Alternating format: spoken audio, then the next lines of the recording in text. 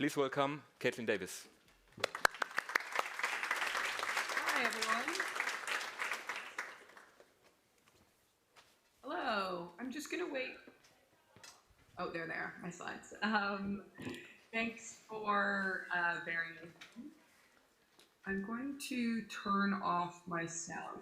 Letting it echo.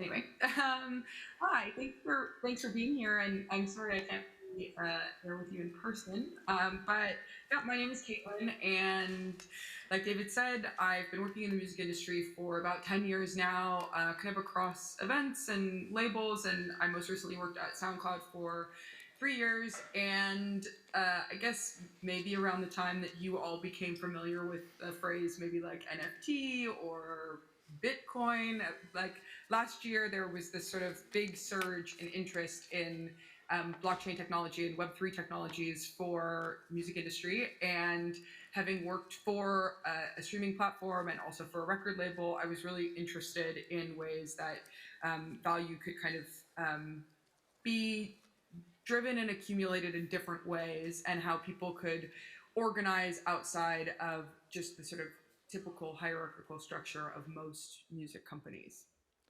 So before I get into what a DAO is, I want to do a little rundown on what Web3 is. So Web3 is an ecosystem. It references, like I said, some of these terms you might be familiar with: the blockchain, cryptocurrencies, smart contracts, NFTs is probably the one you're most familiar with, social tokens, and DAOs. So all of these things kind of make up the wider ecosystem. And you might hear some people say blockchain, you might hear some people say Web3, but they're generally referring to this ecosystem. And the ecosystem challenges traditional platform dynamics by decentralizing and interoperating activity, and immutability and provenance are definitive qualities of this ecosystem. So you could think of that as something like if you had 1 million plays on Spotify, you can't move those plays over to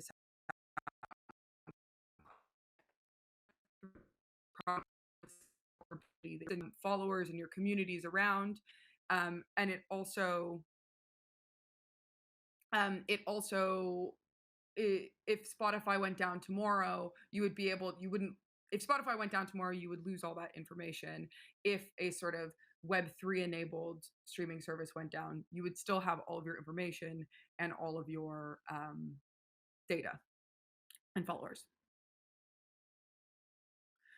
So I'm going to talk specifically about DAOs here. So as, again, David mentioned, a DAO is a decentralized autonomous organization, and this is like a community or a business that their organizing practices are enabled by the blockchain and social tokens. So there's a few different types of DAOs. There's investment DAOs, and but today we're going to talk about community DAOs.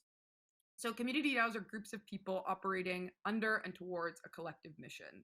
You can kind of think of a community DAO is it's a group of people organizing to do anything. Like there's a DAO called Dinner DAO, and they organize dinners in different cities. And there's record label DAOs, and it's really kind of up to the people organizing what they're organizing towards. But the thing that makes DAOs interesting is they are associated with a treasury, which is essentially like a bank account. And you can think of a DAO as like a group chat with a shared bank account. So if you think about going for dinner with your friends, if you had a group chat with a shared bank account, it might make some of the processes of going for dinner, either that's like choosing a restaurant, you could vote where you went for dinner, and you would have a shared bank account to pay for the dinner.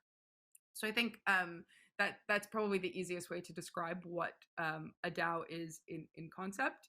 And a really important part outside of just it being a treasury, so like a shared bank account, these social tokens also give members equity and voting power in how the money is used. So like I said, you could vote for where you went for dinner. You could vote how you split the money in how you split the bill and how you paid for it. But you might kind of be wondering, okay, I get it. I get the use case for dinner, but what about music? We're here to talk about music. So imagine a record label or a streaming platform, a radio station, a gig promoter, which had both members of staff and the consumers of the music and content collectively vote on the artists that they signed, the records they released, the show hosts they hired, the bands they booked, the beer they served at the venue. DAOs would enable this. So DAOs are not just for the people who are, or not just for like the staff or the core contributors, but it's also about bridging out to the community and thinking about the ways that it's not just the artists and the people behind the scenes making decisions, but also the fans and consumers of that as well. So to extend this dreamy utopian situation, you can also now imagine that the core contributors and community members also have partial ownership in the label, the platform, or the venue, and they benefit when the organization succeeds or profits. So to think about Spotify again, as artists or label owners or anybody sort of contributing to the world of recorded music, you make Spotify more valuable, but you have no ownership in Spotify. And if Spotify does well financially, that doesn't necessarily mean you do well financially. So a DAO organization, this mode of decentralized and autonomous organization on the blockchain, also allows for the consumers and the contributors to be owners in the ecosystem, which is really interesting because something like Spotify really privileges access, but the Web3 ecosystems privilege ownership.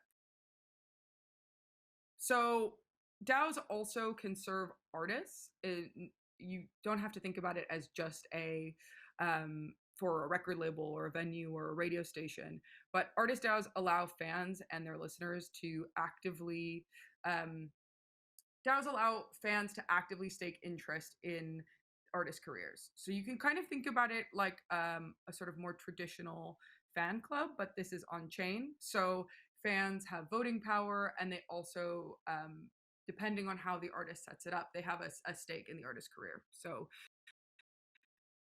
you can think about this on their album, the cities to tour in.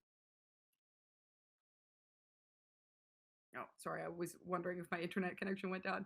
And in turn, fans are rewarded with DAO-only perks like unreleased music, meet and greets, and they also sort of have this this stake in the artist, so they want to see the artist do well in as sort of like a community owner, not just as a fan, which I think is very interesting.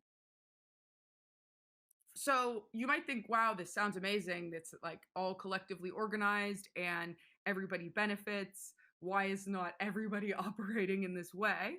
But it's because decentralized and non-hierarchical organizing and fundraising can be very difficult. If you don't have one person calling the shots or a leadership team calling the shots, it can be really difficult to decide which artists to sign or which bands to book or which cities to tour in when it's all collective decision making. And the purpose of a DAO is that it's not just accountable. In a traditional company, the company is accountable to its shareholders and its sort of C-suite level of staff. But for a DAO to be successful, it needs to be accountable to all of its members. So that's not only the core contributors, but it's also the wider community that the DAO is engaging. And this is made really difficult when cultural preference, taste, artistic vision is at stake. It can be really hard to make decisions when maybe I like a band and you don't like a band. So how do we decide who we sign or which radio show we put on the air? So ultimately, acting and creating in the name of a shared vision is what makes a community DAO successful. So I'm a part of a few DAOs. One of them is called Friends with Benefits. It's more focused. There's a huge music community in Friends with Benefits, but it's kind of targeted at like the wider culture industries at large. And we have like a very clear like vision and values, and that's what we're working towards. I'm also part of a DAO that I'll talk about in a second called Refraction, that is a specifically music DAO. And again, we have very clear like mission and mandates, and that is what helps us make decisions, and that is how our community can hold us accountable, and we can hold each other accountable because we always come back to these shared vision and values. And I think that that's just a really interesting way to organize, because sometimes I see in larger companies this vision and values can sometimes get lost or abstracted, and with a DAO, you have your community holding you accountable, which is I think very interesting. So I want to talk about some of these DAOs. I sort of, asked you to imagine this future, but there are DAOs already operating in these models. So the example here on the left is Genre DAO, which is a decentralized extension of a record label called Leaving Records. Leaving Records, I think, has been around for the last 20 or 25 years. And the owners decided to start a DAO and get not only their artists involved, but also the consumers of their music. I'm actually a member of Genre DAO. I'm not an active member, but I'm really interested in what they're doing, because they're really taking the traditional label model and kind of turning it on its head and saying, we want everybody involved in the label to sort of benefit, but also collectively decide, rather than just, an A&R person or a marketing exec. Refraction DAO, another one I'm part of. I'm a little bit more actively involved in Refraction on the curatorial team. And Refraction is a hybrid. We're sort of proposing this hybrid model for curation and presentation. So what that means for us is that the cornerstone of our operation is a festival called Refraction Festival, that has been going on all over the world. And the decentralized model works really well for us, because we do have people operating all over the world, and we're all empowered to act autonomously, but towards this like collective shared vision. And again, all enabled by blockchain technologies, because for both of these DAOs, I'm a token holder of both of them. So I have voting equity in the way decisions are made. I also wanted to artist music.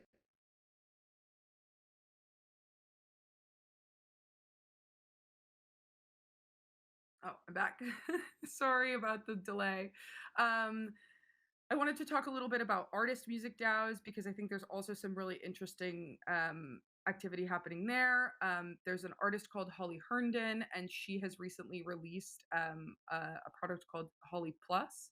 So Holly Plus is it's like an AI enabled version of herself and her voice, and anybody can upload their own music, and the Holly Plus will sing it in Holly Herndon's voice. It's very cool if you haven't checked it out, or if you're interested in AI music.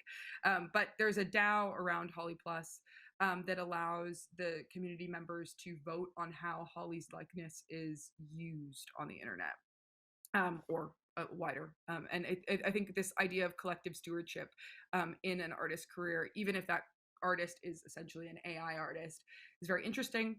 And then there is an artist called RAC. You might be familiar with him. He's a pretty big DJ, and he's been using blockchain technology forever. But more recently, he started his own social token called RAC, as you can see it there with the little dollar symbol ahead of it. And his is very much an on-chain fan club. So he can see, he has this really direct relationship with his fans who are RAC holders. And he, as I kind of mentioned, he really uses it to reward his fans with guest list spots to shows and new music, and his fans benefit as his career grows. So are DAOs the future of music communities? I think it's interesting. I think a lot of people are really scared, or they get intimidated when you hear the words decentralized autonomous organization. But I think that so many music communities are already used to this style of organizing. And the blockchain is just a way to, like I said, accumulate equity and help with decision making.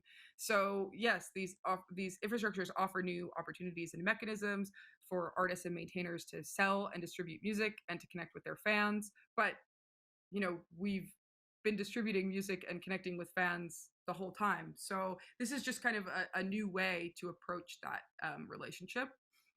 And community DAOs enable people to collaborate and participate in collective decision making while driving value back to the member owners of the DAO. So when everybody has a stake in the success, I think that's again a very interesting way to consider how that can be incorporated back into this sort of when everybody has a stake, you kind of have this a much more like interesting to me and like rapturous way of creating and organizing.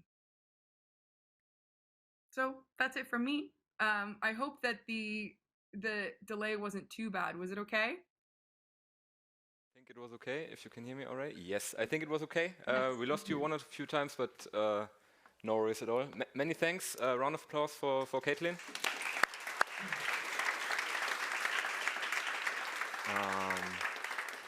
I'm assuming that the concept of music DAOs, music community DAOs, is fairly new to most of our listeners here. Are there any questions so far on this concept? Yes, we have one here on the right. Hey, thanks for the talk. My question for you is, for you personally, do you think that music DAOs are just like the next evolutionary step? I mean, we're right now living in a time where also major labels, companies, they kind of decide who like gets fame or big, but also like with the evolution of TikTok, they kind of just like take over artists that go viral on there. So it's not like 20 years ago or something. And I think it would make sense that like a DAO would be like the next step, and that maybe like centralized jobs, also like, I don't know, the one booker that books for a festival and stuff could get kind of obsolete with that. Yeah, I think it's really an interesting, it's a great question and an interesting consideration. I think that, like I mentioned, all of this sort of like community organizing is not new. And I sort of propose that DAOs are going to benefit people who have kind of traditionally operated outside of major label infrastructure already. So more like independent bookers, independent labels. Not to say that major labels won't try and get involved in DAOs, because I think that they will, and they're already, you know, investing into tons of NFT technology. But I think that this sort of really like these communities that have come from like more of a grassroots beginnings, I really think that they'll start to turn to DAOs as just a way of, I think equity is really important to folks operating in sort of more community-driven models. And I think that also, but distributing equity can be really difficult, and decision-making can be really difficult. And I think that for anybody who is, organized an independent gig or released a record independently, you know that the more people that start to get involved, the more difficult decision making is. So, yeah, I do really hope that music DAOs kind of begin to kind of take over, or not take over, but begin to like that independently minded people start to use music DAOs to make their organizing efforts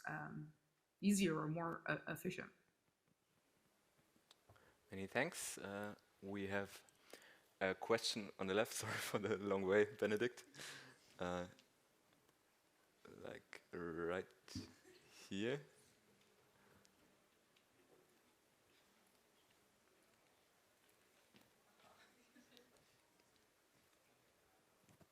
Hey, Kaitlyn, thank you so much. My question was about, do you think that there are also problems connected to like the financialization of these tokens that gate these communities?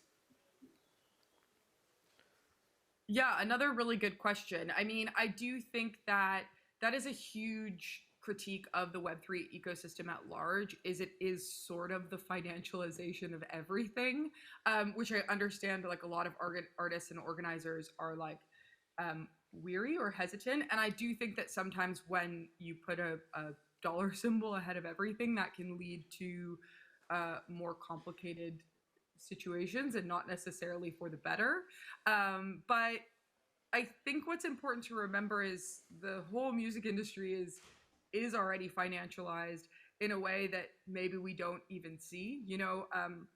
I think because especially with the thinking about recorded music and the whole streaming industry, the every action you do on Spotify, whether that's like turning up the volume or skipping a song or adding it to a playlist, like all of those things are already very transactional, and that data is essentially being sold to advertisers, but you're just not getting the benefits of it. So I think it's important to remember that a lot of these big tech companies have really like abstracted the way that things are financialized, and Web3 definitely de-abstracts that, like makes it a lot more explicit, and that's going to scare some people off or not be right for certain people at certain points in their careers. But important to note that like everything is kind of already financialized, I think. Does that answer the question? He doesn't have the microphone anymore, No. but he put a thumbs up, so I guess that means yes. Do we have more questions from the audience? We would have time for maybe one final. Yes, I see one hand. Hey, thank you for the talk. We talked a lot about mental health these days, mental health of musicians and stuff. What are the experience so far? What do you think is these community-driven music publishing and music distribution does to artists on two points? Like on one hand, the financial pressure. Do you think it is more there because the community profits if the music is successful? And on the creative hand, like, do you think if the communities want to have music like this, or think this music could be successful, the artist does not do things he wants? You know what I mean? Yeah, there's definitely like a relational dynamic to music DAOs and Web3 infrastructure that I guess certain artists would find quite difficult. And like you said, like from a mental health aspect, it find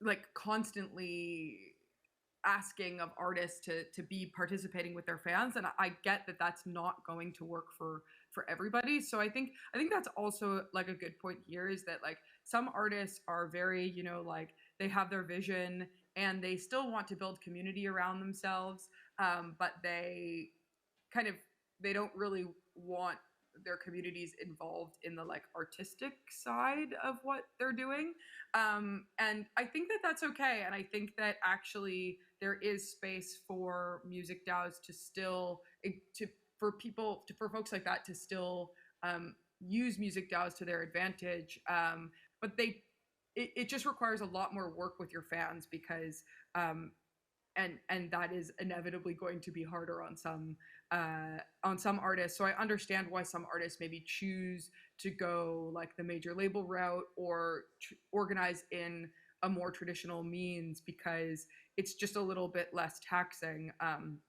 You put out a record and your fan buys it, and that is sort of like the nature of the financial exchange. Whereas yes, of course, when somebody crowdfunds your album or someone buys your social token, those things are just going to require a little bit more relational labor that is inevitably not going to work for everybody.